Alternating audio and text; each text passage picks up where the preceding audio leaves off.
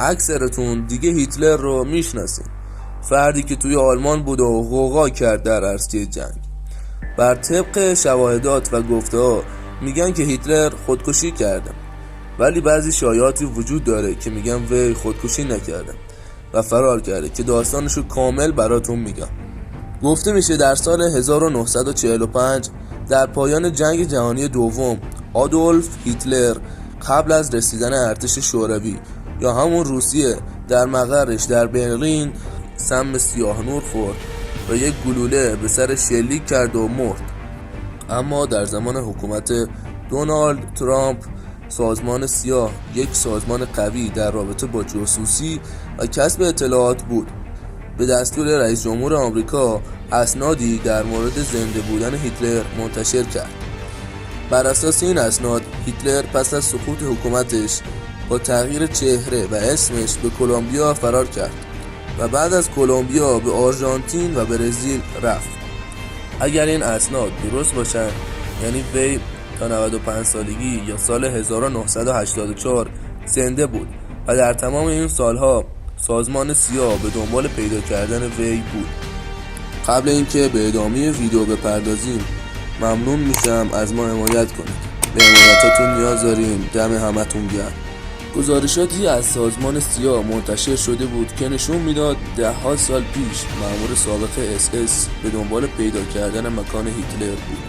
بر اساس گزارشات سازمان سیاه این مأمور که به دنبال هیتلر بود ادعا کرد که او را دیده، اما سازمان حرف وی را که یک سرباز آلمانی بود نادیده میگیرد. ولی رئیس ایستگاه سیاه در شهر کاراکس این ادعاها رو همراه با عکس برای موافق خودش میفرسته.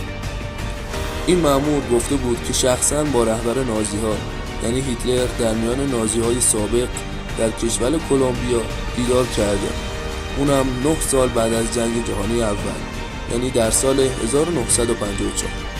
این شخص که نامش فیلیپ سیتروئن هسته در سال 1954 میره بهشون بگه که با هیتلر در شهر تونجا که واقع در شمال بوگوتا پایتخت کلمبیا هسته ملاقات کرده.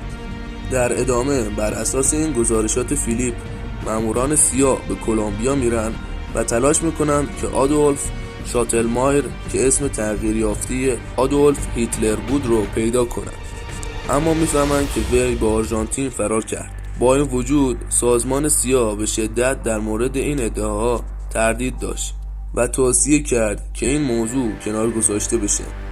همچنین سازمان سیاه این داستان رو یک شایعه خیالی و یک یادداشت غیر رسمی عنوان کرد.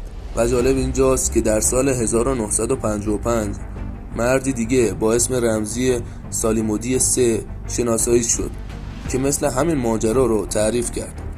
و جالبتر از همه اینه که طبق آزمایشی که مربوط به خاکستر هیتلر بوده متخصصان متوجه شدن که جسد متعلق به زنی هسته که 30 خورده سن داشت. خب عزیزان، اینم از ماجرای خودکشی هیتلر. مرسی که تا اینجای ویدیو رو نگاه کردی. ممنون میشم ازمون حمایت کنی. به حمایتاتون نیاز داریم. دم همتون گرم.